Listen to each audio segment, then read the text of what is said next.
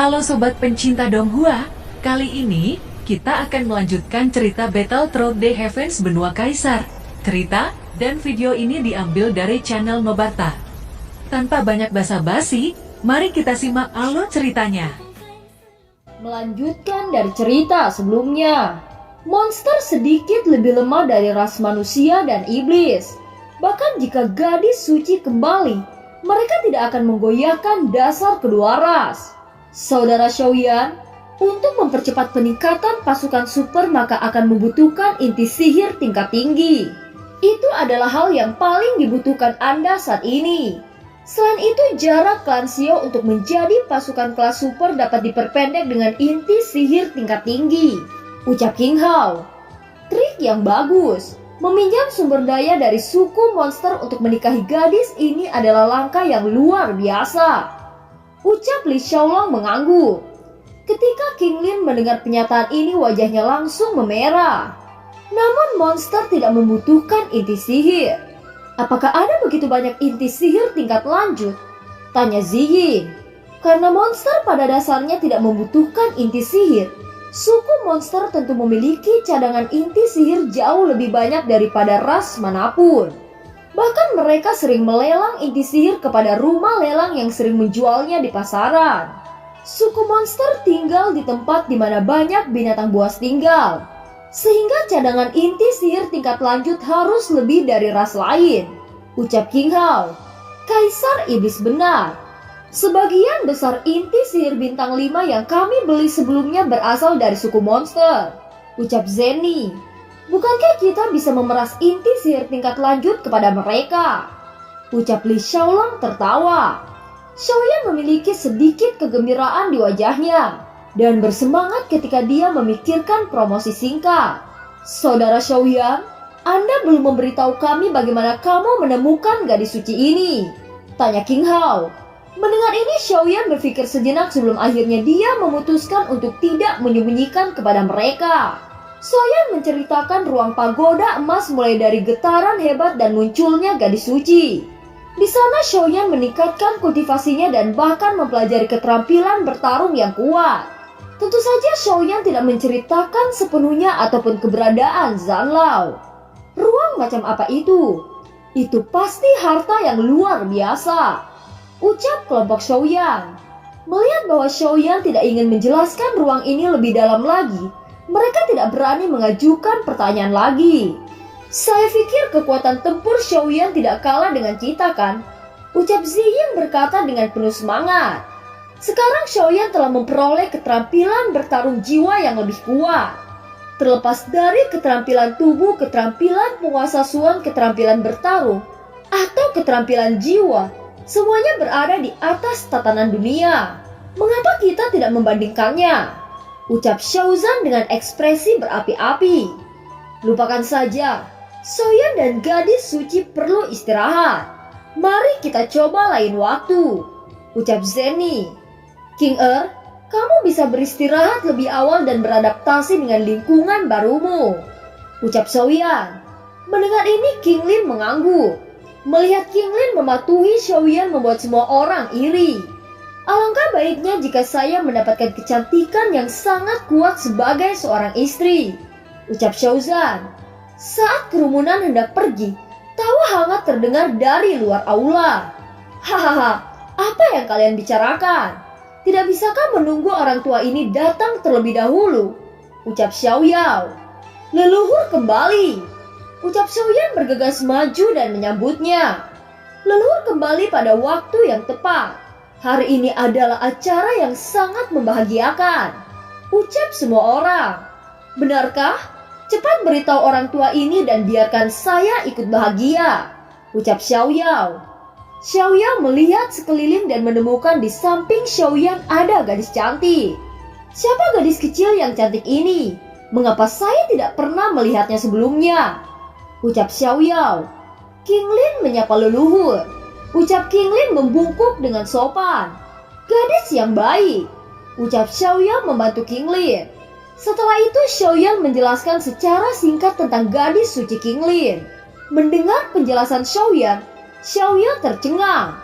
Gadis suci ini calon istrimu. Anak kecil, Kejutan yang Anda berikan tidak ada habisnya. Kaisar Iblis menganggapmu sebagai saudara. Dan sekarang gadis suci dari suku binatang ajaib juga menjadi wanitamu. Ucap Xiaoyao menggelengkan kepalanya. Semakin tinggi prestasi Xiaoyan, semakin Anda akan bahagia. Ucap Zeni. Tentu saja itu benar. Ucap Xiaoyan tertawa terbahak-bahak. Leluhur, Qinglin baru saja tiba di benua ini dan butuh waktu untuk beradaptasi. Biarkan Qinglin untuk istirahat dulu dan menemani Anda di lain waktu. Ucap Xiaoyan. Cepat bawa gadis itu untuk beristirahat. Ucap Xiaoyao. Waktu berlalu dengan cepat. Sebuah pesan datang dari Xiaofu Mansion bahwa orang-orang dari suku monster akan tiba di Xiaofu untuk mengambil gadis suci. Seluruh Xiaofu Mansion segera diatur di bawah kepemimpinan Zeni dan Li Xiaolong. Kembalinya gadis suci adalah upacara akbar bagi suku monster. Untuk menunjukkan kepentingan gadis suci ini, Xiaoyan menunjukkan sedikit cinta untuk Qinglin. King percayalah bahwa aku akan menjemputmu jika saatnya tiba. Ucap Xiaoyan. Qinglin mengangguk. Jaminan Xiaoyan adalah kenyamanan terbesar bagi Qinglin. Dia selalu percaya bahwa Xiaoyan akan memenuhi janjinya. Tepat ketika Qinglin akan bicara, tiba-tiba suara keras di luar gerbang Xiaofu Mansion terdengar. Segera seseorang mengirimkan pesan kepada semua orang bahwa Kaisar Monster ada di sini. Suku monster telah kehilangan gadis suci selama bertahun-tahun yang tak terhitung jumlahnya. Dan kekuatan mereka telah menurun drastis. Sekarang gadis suci kembali adalah hal yang besar bagi mereka. Oleh karena itu, pasukan Kaisar Monster berbondong-bondong menuju Xiaofu Mansion. Saat gerbang perlahan terbuka, terlihat wajah Kaisar Monster untuk pertama kalinya. Dia bernama Xiaomu, Kaisar Bintang 8 dengan puluhan penjaga Kaisar Bintang 5 dan 8 penatua yang diduga Bintang 7. Barisan ini bahkan dapat menghancurkan dunia. Tampaknya untuk menyambut kembalinya gadis suci, suku monster menunjukkan kepada dunia bahwa suku monster telah bangkit. Selamat datang di kediaman Xiaofu Mansion. Saya Xiaoyan memberi hormat kepada Kaisar Monster. Ucap Xiaoyan. Ini sebenarnya saudara Xiaoyan. Panggil saja saya Paman Xiaomu.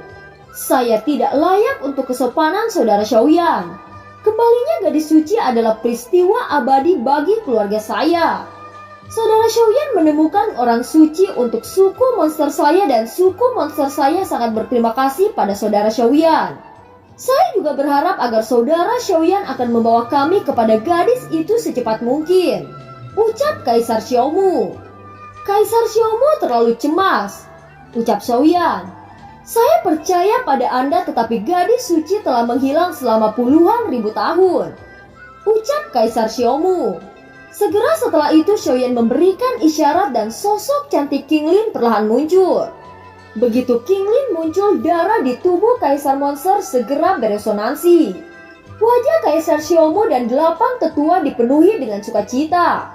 Kaisar Xiaomu menekan kegembiraan dan bertanya dengan lembut. Gadis, siapakah namamu? Tanya Kaisar Xiaomu. Nama saya Qinglin. Qinglin sedikit terangkat dan ada 3 ular hijau di kedalaman mata membuat jantung Kaisar Iblis berdetak kencang. Ini benar-benar 3 ular hijau. Salah satu tanda unik dari gadis suci. Dapatkah Anda mengaktifkan kekuatan darah suci? Ucap Kaisar Xiaomu. Suara itu baru saja jatuh dan lambang ular suci di dahi Qinglin kembali melintas. 989 roh ular tidak nyata menari di udara dan gelombang kekuatan spiritual yang unik menyebar seperti riak. Kaisar Xiaomu dan 8 tetua itu mengungkapkan kebahagiaan yang tidak ada bandingannya saat merasakan deru darah di dalam tubuh suku monster. Pada saat ini tidak ada keraguan bahwa Qinglin adalah gadis suci dari suku monster yang telah menghilang selama ribuan tahun. Selamat atas kembalinya sang gadis suci. Ucap 8 tetua memberi hormat dengan bersujud. Saya tidak terbiasa dengan ini. Kalian semua bisa bangun. Ucap Qinglin tampaknya belum beradaptasi dengan identitasnya sebagai gadis suci. Terima kasih yang mulia gadis suci. Ucap 8 penatua berbicara serempak dan berdiri tegak. Semua ras monster menantikan kembalinya Anda. Sekarang izinkan kami membawa Anda kembali ke suku monster, ucap Kaisar Xiaomu. Qinglin tiba-tiba melirik ke arah Xiaoyan dengan perasaan enggan. Jika boleh tahu bagaimana saudara Xiaoyan menemukan gadis suci dan mengetahui identitasnya? Tanya Kaisar Xiaomu. Saya menemui aliran ruang yang bergejolak dan kebetulan menemukan Qinglin jatuh dari langit. Tempat itu adalah reruntuhan kuno. Tapi sayangnya reruntuhan itu hancur setelah kami pergi. Adapun cara saya menyimpulkan bahwa dia adalah gadis suci, itu karena teman saya Xiaozan. Xiaozan mengatakan bahwa setelah bertemu dengan Qinglin, darah di tubuhnya bergejolak dan kekuatan darah Xiaozan meningkat pesat. Efek ini hanya dapat dicapai oleh gadis suci.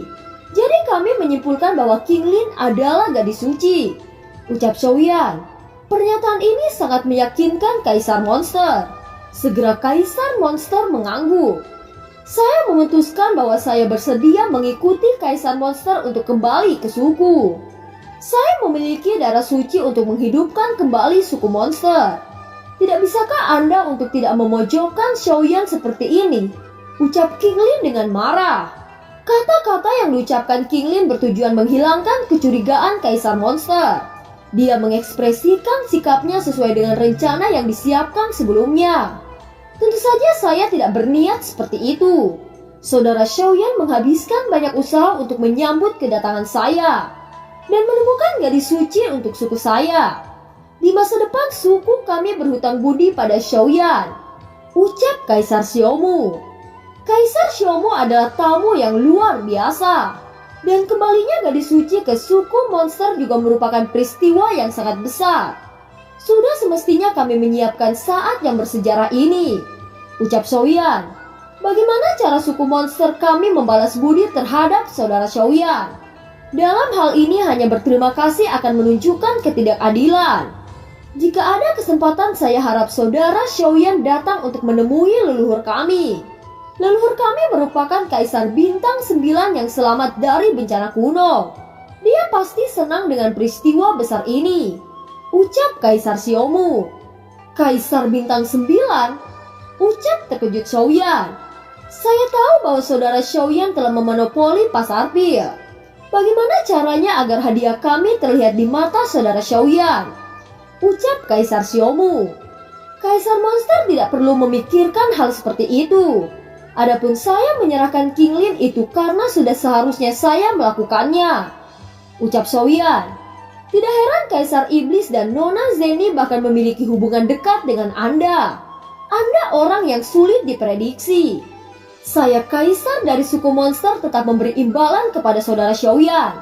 Jika tidak, saya akan dianggap sebagai orang yang tidak tahu terima kasih oleh semua orang di dunia ini.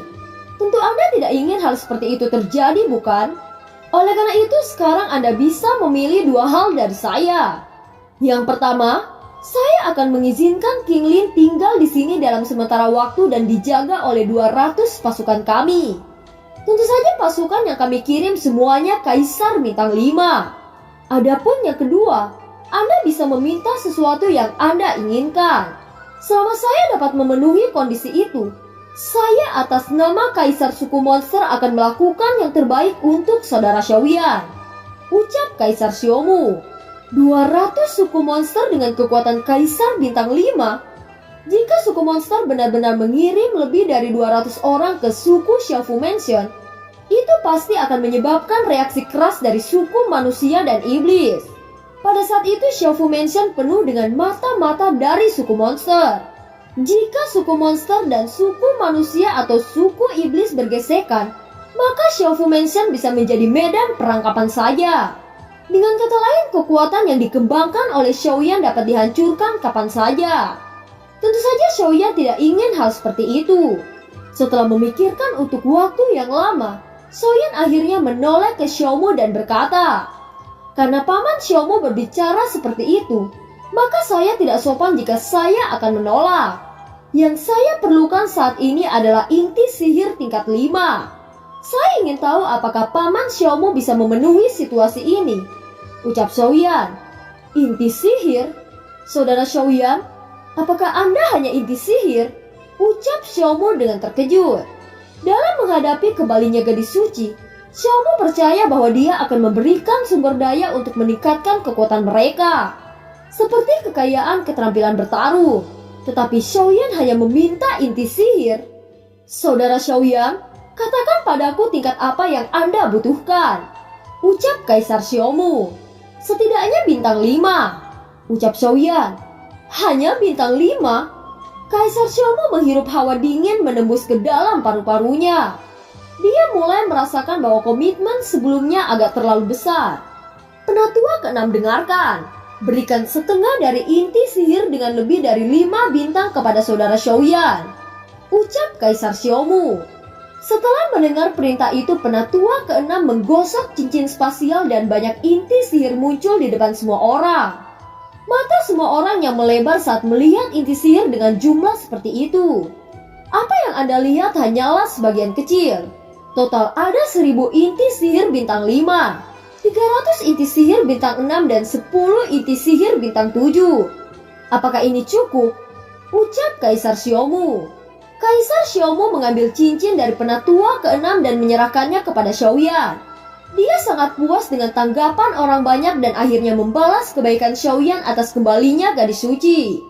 Segera Xiaoyan menangkupkan kedua tangannya dan berkata, "Saya sangat berterima kasih atas kebaikan Paman Xiaomu," ucap Xiaoyan.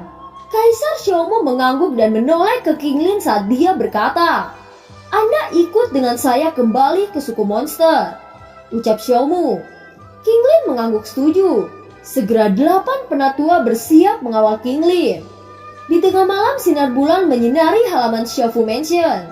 Xiaoyan memimpin kerumunan untuk mengantar kepergian Kaisar Xiaomu dan Qinglin. Mata Qinglin memerah saat melihat Xiaoyan berangsur-angsur menjauh. Li Xiaolang dan Xiaozan juga maju, tanpa mengucapkan sepatah kata pun tetapi berdiri teguh di sisi Xiaoyan. Zeni melangkah maju beberapa langkah mengangkat tangannya dan berkata, "Pertama-tama sejumlah besar inti sihir dapat dengan cepat meningkatkan kekuatan Xiaoyan dan dapat membuat kekuatan tempur tim kita menjadi ke tingkat berikutnya," ucap Zeni.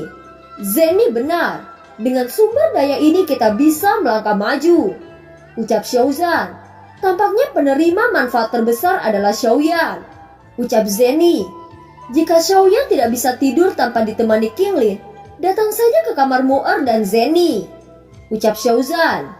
Waktu berlalu. Pada periode waktu ini suasana Xiaofu Mansion sangat aktif oleh berbagai aktivitas. Semua pasukan utama Xiaoyan merekrut banyak individu untuk bergabung dengan Xiaofu Mansion. Li Xiaolang, Zeni, Xiaozan, dan Erming, Ziyin, dan Molly Strom masih mengelola semua individu berbakat. Mari kita bicara tentang berapa banyak puncak bintang 4 yang kita punya dan bagaimana situasinya, ucap Xiaoyan bertanya tentang situasi pasukan. Setelah menyerap inti sihir Ziyin dan Nan Erming berada di tingkat Kaisar bintang 5 akhir, sementara Longyan berada di periode bintang 4 akhir, ucap Zeni. Li Xiaolang melanjutkan, dia berkata, "Untuk Kaisar bintang 4 puncak kita mempunyai total 92 orang. Lebih dari 60 diantaranya telah dipromosikan menjadi bintang 5. Saat ini kekuatan Xiaofu Mansion meningkat dengan pesat. Selain itu saya dan Zeni menyusun rencana hadiah yang terperinci.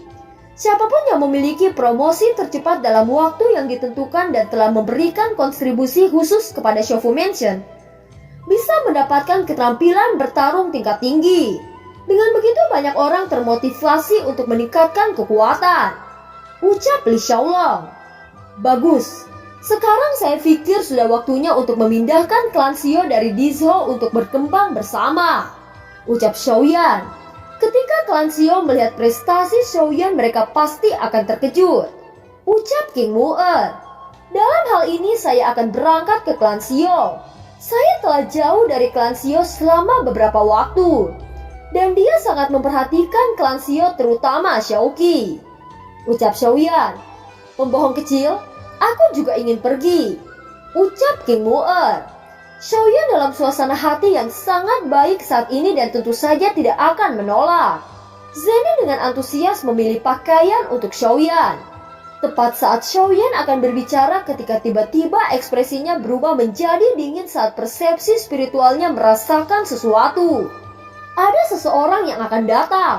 Ucap Xiaoyan menoleh keluar aula. Semua orang memandang Xiaoyan dengan ragu. Apa yang terjadi? Ucap mereka. Biarkan dia masuk. Ucap Xiaoyan tidak menjawab pertanyaan mereka. Tiba-tiba sesosok muncul ke aula. Banyak noda darah di sekujur tubuh orang itu. Tampaknya dia berlari sepanjang jalan. Pria itu berjalan memasuki aula tertati-tati dan bahkan hampir jatuh ke tanah. Apa yang terjadi pada klan Xiao? Tanya Xiaoyan setelah mengenali bahwa orang ini berasal dari klan Xiao. Beberapa waktu lalu klan Xiao dan sekte Yimo secara bersamaan menemukan pembuluh darah. Dan mereka berakhir dalam konflik hebat. Vena itu adalah biji besi halus yang biasa digunakan dalam menempa senjata. Dan isinya sangat menakjubkan. Dapat dikatakan bahwa siapapun yang mengendalikan Vena ini dapat merusak keseimbangan beberapa kekuatan besar di Dizhou. Tetapi beberapa hari yang lalu, sekte Yimo dan dua kekuatan utama dibantu 5 orang berjubah hitam. Mereka tiba-tiba melancarkan serangan besar-besaran terhadap klan Xiao. 5 orang berjubah hitam tidak dapat diketahui kekuatan mereka. Namun diperkirakan bahwa mereka setidaknya adalah puncak dari bintang 4 atau bahkan bintang 5. Anehnya 5 orang berjubah hitam hanya menghancurkan area pelindung klan Xiao seolah mereka khawatir tentang sesuatu. Ucap orang itu. Xiaoyan menoleh ke Li Xiaolong untuk memberikan perawatan kepada orang itu. Sekte Yimo, hari pertama saya datang ke benua kaisar Anda ingin menangkap saya. Ketika saya memasuki pemakaman iblis Anda bekerja sama dengan iblis jiwa untuk mengepung keluarga Xiao saya. Hari ini saya Xiaoyan bukan manusia jika tidak menghancurkan Anda. Ucap Xiaoyan. Dan film pun berakhir. Terima kasih telah menyimak dari awal sampai akhir ya. Sampai jumpa.